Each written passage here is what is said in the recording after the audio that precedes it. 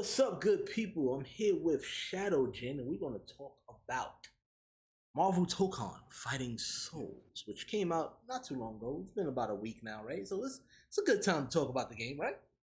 Yeah, I think so. Yeah, I think so too.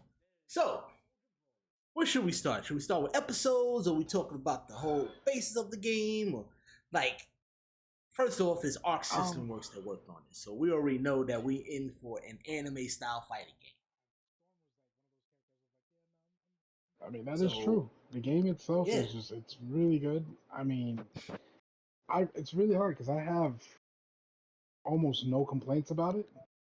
yeah, I know some people on PC do have complaints about it. And there was a patch update and fix, but it's really hard for me to say anything negative about it.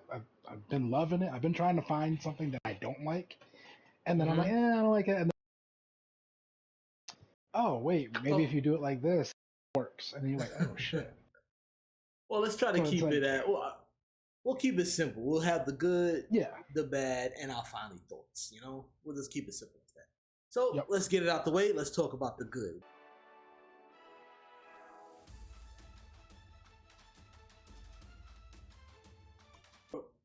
Like key points from Marvel Tokon.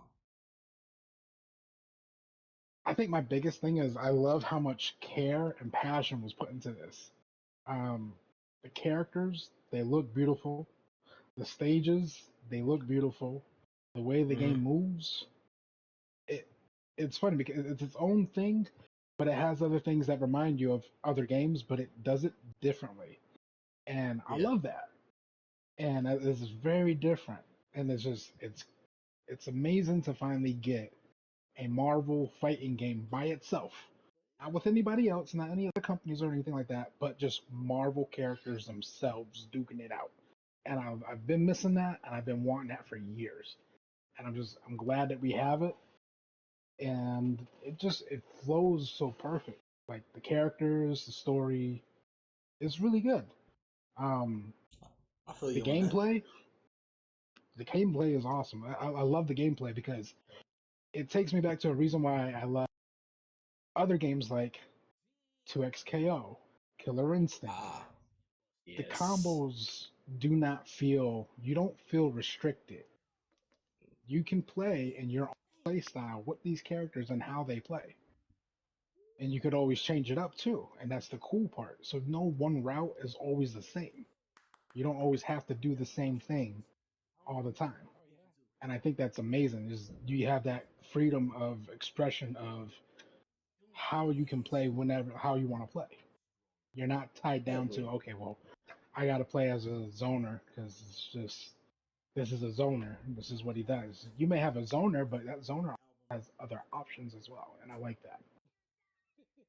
Yeah, I agree with that because I'm also thinking about since when you touch base to that, there's no other there's no cameos in this game from other games and stuff like that. It's just this own Marvel Universe fighting game, which I agree with and I like that. So I'm also thinking about comparing and contrasting how Mm-hmm. this one does things right versus Injustice. Ooh, okay, Because I to could me, see I that. felt like in terms of when it comes to this, I get that there are some characters that are more OP than one another, but when it comes to the Marvel Universe, it technically can work down on even ground, which I had a problem with Injustice as a fighting game because the power scale levels are way different. Mm-hmm. So Oh yeah. yes, on when it comes to Injustice, it just felt compared to Mortal Kombat. When it comes to Marvel Mm-hmm. Tokon, yes, I can see the comparison to Dragon Ball Fighters and Guilty Gear, which works best. Mm-hmm. But I feel like I'm not caring too much about the power scale of any of the characters versus I did in Injustice. Yeah, I mean, I could definitely see that because I remember when playing Injustice, I was like, mm, who's a really good, strong character for me to learn? And in this game, I'm like, who are my favorite characters? I just want to play them. And so far, it's been working out perfectly. Like my team in this game, in any form or variation, is Black Panther, Storm, Magneto, Doom. Okay, all right, all right. Why did you pick that variation? Um, I just like, for example, like seeing Shuri as Black Panther, I'm like, this is Mm-hmm. cool. We can get more of that. I know there are a lot of people who are like, not to T'Challa, blah, blah, blah. Yes, but Shuri is also great as a Black Panther. I remember at one point in the comics, she had to go to Wolverine for help because she had bloodlust. Yeah. Like that's cool. Like to me, I think that's cool because she's not a character that's like without flaws. She has her flaws, but like putting her in a position to be like this is really cool. And then of course you got Storm, you got Magneto, and you got Doom. I'm a huge Doom is my favorite villain, so I'm gonna play Doom in whatever I can play Doom in. And Magneto's always been up there too. And But I plus, they like the how they OGs made in like fighting games too. So that too, exactly. So it's like this is a whole Marvel team. Uh, but at the same exactly. time, I like how they made them different. Like Yeah. Doom in this reminds me of Street Fighter V Bison in the way he walks, but also he's like it's like that and like a couple other characters mixed together. I was like, this is dope. This is Doom. I'm like, Doom's got a command. That's genius. Oh, I So I agree. was like, I agree. they did things with these characters that you don't see. Like Magneto's like projectile pressure, Mm-hmm. how he can just, have him come onto you and then magnetize you and like that is really cool. Like we don't see that stuff anywhere else. We don't see people being like, "Hey, Storm has two unique things. She can, well, a couple of things. She can put out a little whirlwind, or she can put Mm-hmm. if you're in the air, she can put out an ice, and you can use the wind to throw it around. That's a whole nother layer on how you play that character, and I think that's just so interesting that it's there's some ground stuff that you're like, okay, I could do this, but then when you get to the nitty gritty of it, there's Yeah. just so much more in open potential. Oh no, I mean it's not tied down to certain teams. Like I was kind of worried about that when they showed off like Samurai Outriders, the X Hmm. Men and Spider Clan and everything like that. I was hoping that you can actually mix and match, which I did, and I'm actually happy Hmm. because I call this team Old Heads because I got Captain America, Hmm. Wolverine, Magneto, and Blade. Now somebody was arguing with me Yeah, like, "How is Blade an old head?" I was like, "Blade is over 175 years old. He's one of the yeah. Blade OGs. is up there. He's old. So I call that team Old Head." So I was just like, and I like how the combination works. It seems like everybody works well with one another, and that's good. And they actually have names for whatever squad you come up with, which is actually also cool. So they really thought deep on that. So you don't really have to be tied down to anybody, which is I enjoy it. Now to You flip know gears a something? Oh bit, my bad. yo, go for it. Sorry, Hmm. no, go ahead. Oh, I was gonna say about the names. I just found out something. You Yeah. can play around with the names. How so? So if you go to custom, like if you go to like customize your thing, you can pick the Yeah. teams, right? And then you can go to that team, and it says something about their name. So it gives you a list of names, like adjectives and stuff as well. Oh, But I think it depends on who's front on your team and who's second. But there are that some makes sense. teams where it's like if you put them together, like if you put Blade, Ghost Rider, um, Magic, and Wolverine Yeah, together, that's Midnight Suns. they Yeah, make Midnight Suns. So I was like, yeah, oh, that's dope. So there's some teams that are in the game that they don't tell you unless you put them together. And even then, some of them you can change around the names a little bit. yeah. Because I think that team that I made, since Captain America was the leader, they called them Super Soldier something. I Yeah, can't because remember I the had a full name, team. but it was like, yeah. I had a team with Storm in front and Black Panther second, and they called it the what was it Royal Monsoon, Monsoon. And I'm like, That's I interesting. get it. That's actually kind of yeah. I get it. Well, I was just like, I hope. The thing is that I can see where the combinations come in, and I'm hoping that they're going to add more characters because I know that Phoenix Force Cyclops is being added. Hmm. And that way you can have a actual. Well, I mean, there's already a true X Men team anyway, but Yeah. having him on it, I wonder what they're going to call it. But then we got 4 other slots, which I'm not gonna get into that yet. I'm gonna save that for the bad. That's the only bad that I have, but I'll say that for later. But so far, I like the fact that somebody like me who's still new when it comes to certain fighting games, because I'm actually getting really, it's coming to me easier in this game, just like how Bloody Roar and Dead or Alive came easy to me. This one's coming easy to me too, but there's a lot of modes that you can get into before you go into open lobby, and you can practice and learn. So that's why I was like looking at the dude that commented against me, talk about that this game is made for 3-year-olds and stuff like that, blah blah. I'm just like, bro, that means you just got your butt kicked a lot.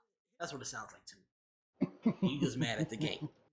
But I'm like, there's a lot of modes you can play before you go into the game to get actual practice. You can practice against the CPU at the hardest level until you actually take on a human person. I know there's a big difference between CPU and human, but still, that's something for you to get the mechanics down on the characters that you like.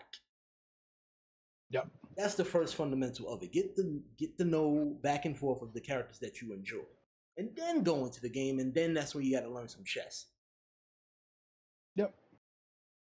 Well, other than that, yeah, so far, the artwork, the episodes that happened between all the characters, I enjoyed it. Even the champion, he was, I'm not gonna lie, that dude's brawly.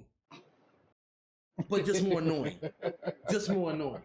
I was getting pissed. But the funny part is, I had a flawless victory throughout the whole matches when I played with the villain arc. I ain't had no trouble fighting the champion with the villains. I did a no-round Brown with all 3 of his forms that had me cracking up. But then everybody else, I was struggling. The champion was really pissed me off when his 3rd form. But it was still good. I learned from it, though. Because the thing is that the infinite loop combo that he puts you into that really made me rage. I was like, yo, and I had to figure out how to get out of it. I was like, yo, how do I get out of this shit? Because I remember you could put somebody in the infinite loop combo twice, and then it resets. They get to fall on the ground, but then you could go into it once they get back up. The wake up is crazy, though. Like, they don't, I noticed this game don't let you breathe at all. It depends. And the reason why I say it depends is you do have, like, you know, that crossover mechanic where it's like, it does give you a little bit of a breather, but at the same time, if someone knows you're about to do it, they can do it as well. And what happens is it disassembles your team for a little bit of time. So you have no assist, you can't switch. So it's just, you gotta be smart or you just gotta block. Yeah, I gotta. I don't have no problem with the assemble part. It was just that I was stuck in his combo, and I had to figure out how to break out of it. And I was just like, "Yo, this is getting madness." Like I said, when you do the combo, you can hit people twice with it. Like, they'll hit the wall and they stay on the wall, then you go right back into reset and do the combo over and on them again. But then there's the cooldown where you drop down on the floor. It seemed like his didn't have a cooldown at all, because when I dropped down on the floor and got back up, he went right back into the combo again. I'm like, yo, when is it my turn? I was just like, God damn it. I was like, is something I'm missing? Mechanic. It just felt good. And like I said, each and everybody's storyline was freaking amazing. And then you go into the other stuff to unlock the characters and art, like colors and artwork, which I'm still trying to figure out on the color part. Because arena mode is actually interesting. Yeah, arena. I heard that in the story mode, you got to complete a lot of the missions, which I did most of them. Yep. But then I noticed in arena mode, there's also the other, like the pathways, which is also interesting. Arena mode is quite fun. You got to go through different paths, and then you got to get the 100% on each path, though. Mm-hmm. I don't know if you've done it yet. I peeked at it, because I know if I get into it, I'm going to get real heavy into it. Oh, yeah, you are. Because I'm only 50% with the Avengers one. Oh, yeah, that's a whole different thing, though. Survival is a whole arena, different mode. Yeah, the arena one, you have to fight through it, take on different paths. But right now I'm at 50%, so I got to go back into it and go the other path so I get the 100%, which is cool. And now and there's different levels to it, so you got different difficulties to go into it. Oh, I like that. Other than that, those modes are fire. There's a lot to go into it, like I said, before you go into open lobby. Then once you go into open lobby, it feels like Toys R Us to me. It does. It does. And that's what I like about Arc System Works. When they make a open lobby area, they make it into a playroom. There's a lot of cool little Easter eggs too in there. If Oh you yeah. check it out. Like Did I you went play any of the to mini games? Asgard. Did you know that Oh yeah, I went can? to. There's a mini game to pick up the hammer. I did it. That's how I got one of the trophies. Yeah, me Did you too. play the basketball court Yeah. in the X-Men Mansion? Did you do the basketball game? Yep. Play some ball with See, Iceman. Yep. dude, it was like, Oh, yeah, there's a lot of fun stuff going on in there. I'm just like, yo, I didn't even go into the arcade area yet just to fight anybody. I was just going around saying hi to all the characters. I was like, I hope you DLC, and I hope you're DLC. Please be DLC. right. Like I'm seeing Beast, I see Colossus with magic, and I'm like, y'all need to be, everybody in here better be DLC in the future because this is pissing me off. Psylocke was chilling. Yes, Psylocke was chilling. Then you had Hemdell at the Rainbow Bridge, and you got the Warriors Sith. 3. So I'm like, yeah, Sif, and I'm just like, come on, man, y'all teasing us right now. You had what's his name, Quasar sitting with Hulk. Yep. Up there in the tree area, and I'm like, come on, that would be, and that's the best part. They did something different with the fighting games by adding characters that haven't been fighters before. We got Carnage, Blade, Penny Parker. Who else was that? Danger. Green Goblin. Loki. Yeah, Green Goblin, Loki. And I'm just like, you're doing things that the fans wanted you to do for a long time. So now, please continue this. Magic too. Now that I think about it, Magic hasn't been in the fighting game either. She hasn't been in the fighting game either. So we got Magic. So I'm like, yo, my boy Beast is sitting on the bench. Please, just do it. Just do it. He has Nightcrawler was in the background of one of the games too, on one of the fighting arenas too. Do it. Put him in there. Damn it. That's one that I really want. I think everybody wants Nightcrawler. Really special. And how popular he was in X-Men 97. Yo, bring him in. And I would say there's a reason. Also bring back Gambit. Because we haven't seen Gambit in the fighting game in a long time. Yes. Even in Marvel vs. Capcom 3, he hasn't returned. So I'm like, I'm surprised they didn't put him in there yet. Like as the mods. We may get that wish. We might, but I don't want to get into that just yet. Not yet. Now I want the official. I want official. Yeah. We make that happen. There's so many Marvel characters that put Moon Knight in it. We haven't seen Moon Knight in a fighting game. You know what? Give me Apocalypse. We haven't seen Apocalypse in a long time. He was in Marvel vs. Capcom 2, right? Yeah, he was the boss. He was a big face. That's it. Oh, yeah, that's right. He was a big face and a fist. Yeah, you know what? You're right. I mean, yeah, put Apocalypse. Actually, they could put Ab Sabanur before he became Apocalypse. I would love that. That would be. But yeah, other than that, I think that we took care of the good so far. Let's go into the bad.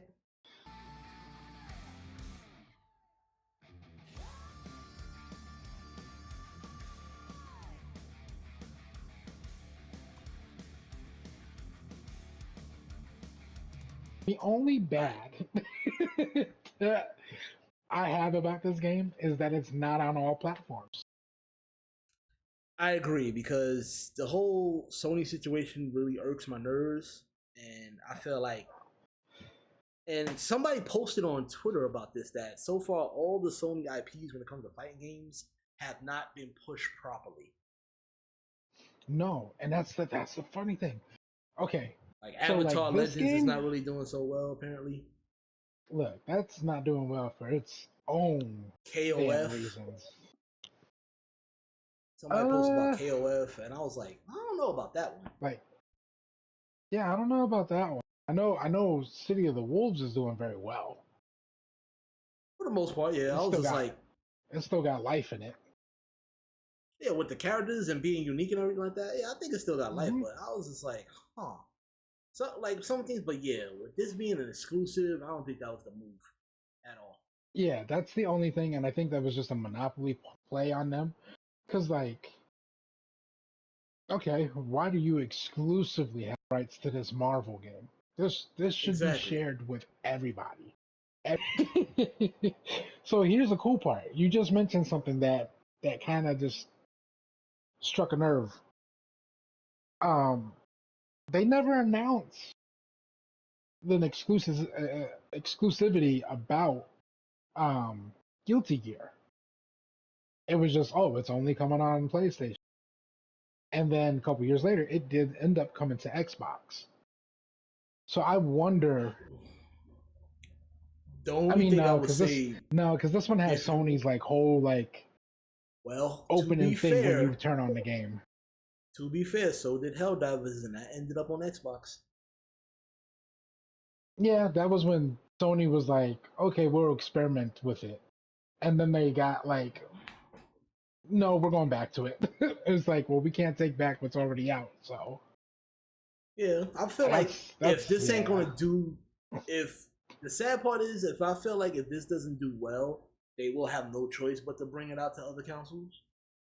But they definitely gonna wait a while before they do so. So if they plan on 10 years of this game, and if they really wanted to succeed, they're gonna have to open up crossplay and just have it, because they already got crossplay for PC and PlayStation. But you're gonna have to open it up to Nintendo Switch 2 and Xbox for this to really work. Now the only thing is, the only problem I can see them having is like, hey, maybe for the Switch we might have to downgrade it a bit. Because no, I'm talking about the Switch 2, not the Switch. Oh, the Switch 2. Yeah. I keep forgetting about that. Switch 2 can handle it. The Switch 2 can handle it. Yeah, Switch 1, not so much. No. Hell no. Nah. Yeah, no. Hell not no. At all. Not at all. But like, there's so many. There's so many characters. There's so many options. But like I said, yeah, the only bad thing I really have is that Sony's name is tied to it, and the fact that it's not on every platform. This is something that should be celebrated and enjoyed by everybody.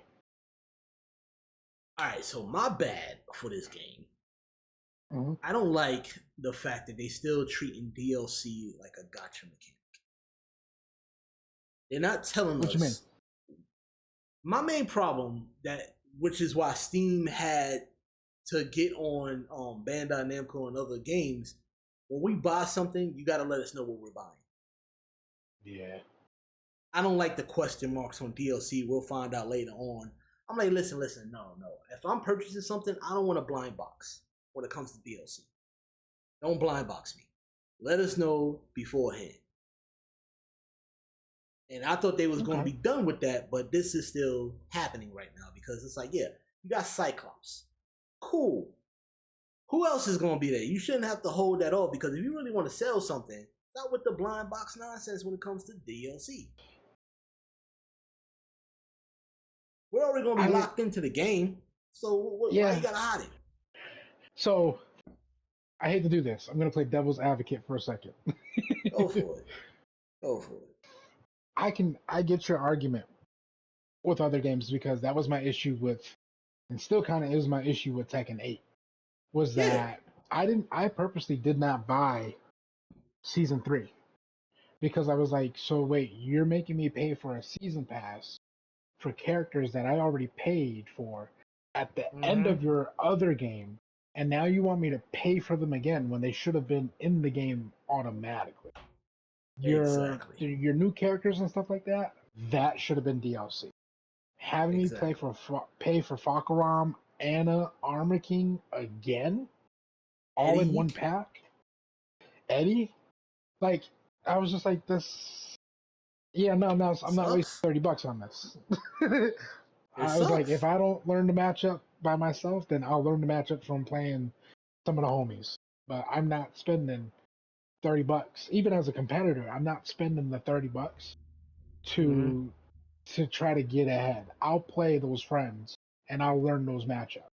But I'm not about to spend $30 or $40 on a bunch of characters that I already paid for in your previous game. Off rip. Yeah. So the difference I feel like with this one is this is a brand new game. We don't have to, it's not a worry of returning characters or anything like that. But also, I feel like with Marvel, I feel like no matter who they put in the game, we're all gonna be excited. And I think the thrill of not knowing kind of keeps people on the edge of their seats and hoping. And I kind of like that. I kind of like that because, like, ooh, okay.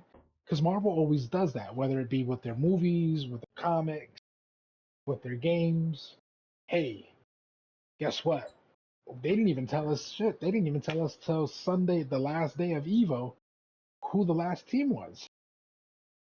And just being at Evo, sitting in line, waiting to play the game, hearing everybody's speculations, um, a lot of people were like, yo, we hope we get such and such, we get such and such. And then when they announced it, everybody was still excited. I mean, hell, a lot of us wanted Blade. And they were like, well, hold off on showing you that. And then they showed it to us. They're like, yeah. So it's like, I get it. I also like to know what I'm paying for. But Marvel doesn't do bad with surprises. And I think that might be the only reason why I'm okay. Okay. My counter argument for that, when you mentioned Blade and them, the fact that that's going to be in the game already. So yeah, they're showing us a preview of what we're going to be getting before the game comes out. That's fine. But so far, Capcom with Street Fighter 6 have done it right. When they came out with the season, what is it, season 3 that just came out? Yeah. Before purchasing it. 4. I think 4. Oh yeah, sorry. Season 4. Before purchasing it, they gave us the whole download of what is going to be in season 4. We had Yasmin, Bosch, I can't remember that strong dude, but then Tifa. Ajin, yeah, and Ajin. Tifa, yep. And then Tifa. So we already know off rip, and the excitement was already going to be there. So yeah, once I saw all that, boom, purchased.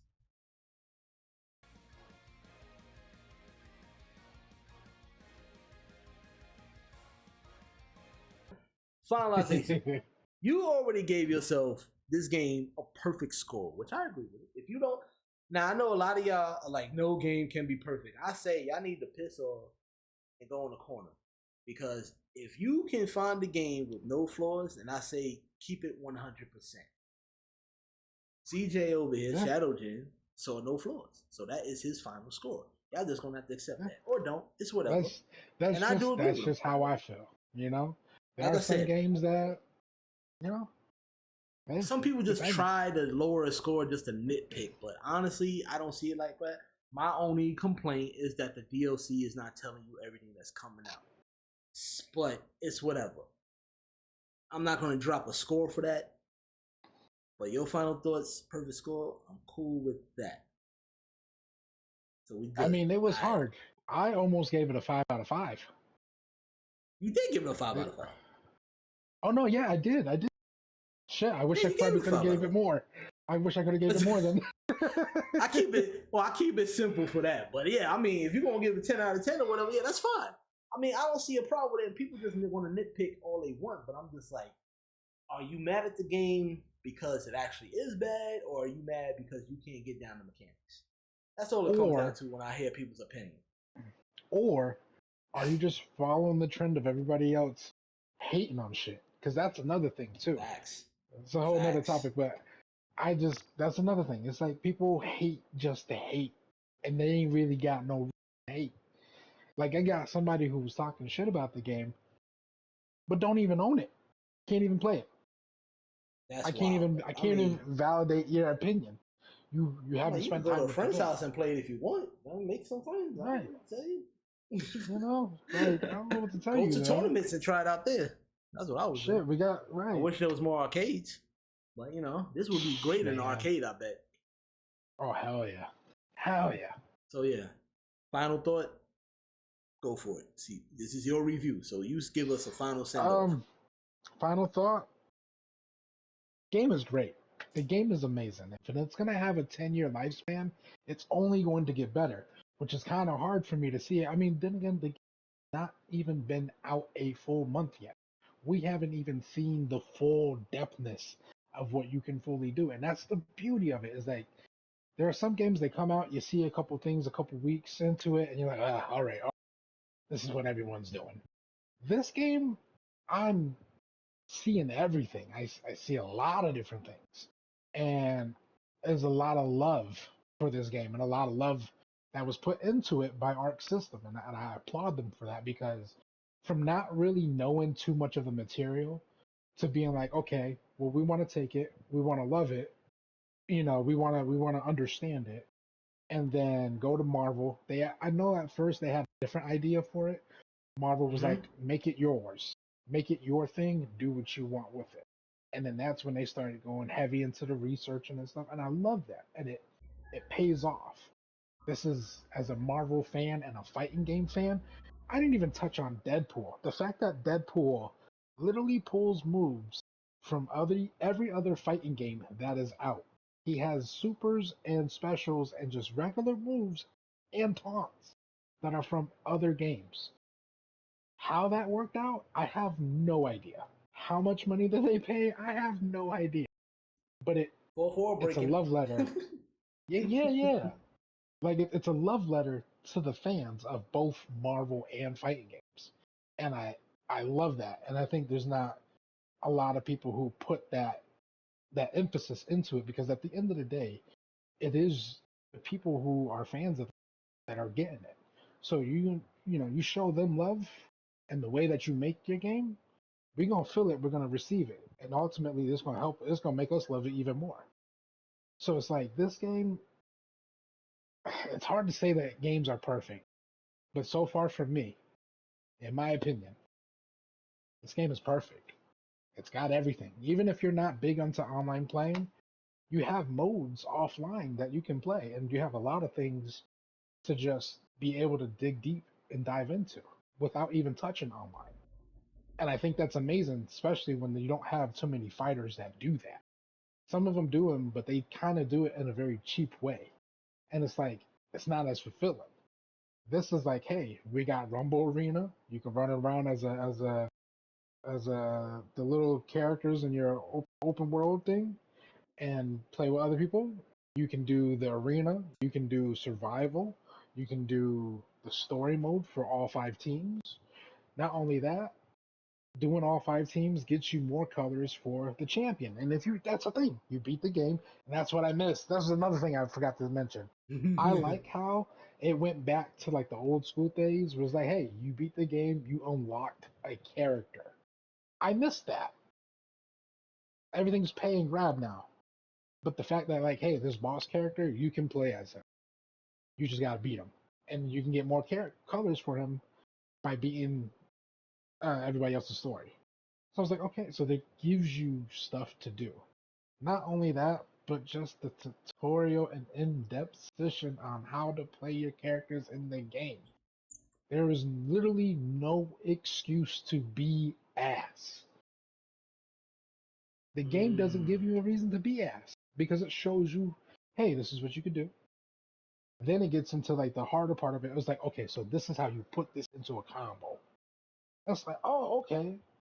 And then doing those stuff, you unlock other stuff for your favorite character. So it's just there's a lot, and I think it does a really good job of putting it in a nice little package and sending it out to people and like, hey, we got a little bit of something for everybody.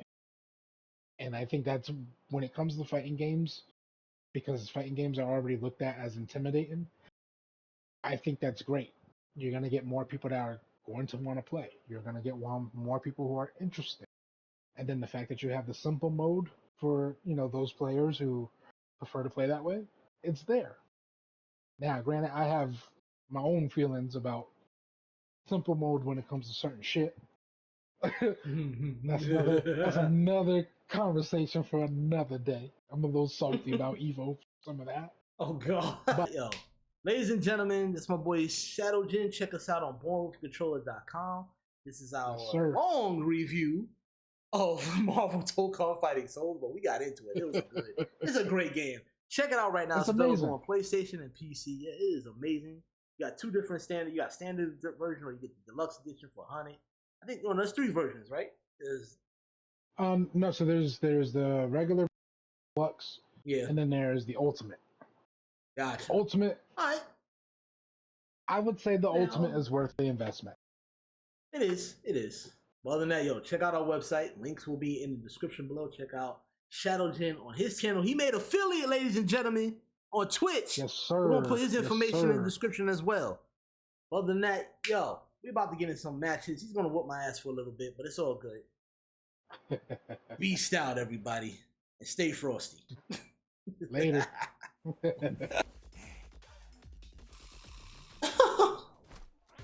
they say, the sword is mightier than the slightly larger sword. And you know what else? A big mouth! He's stupid. So remember, no surrender.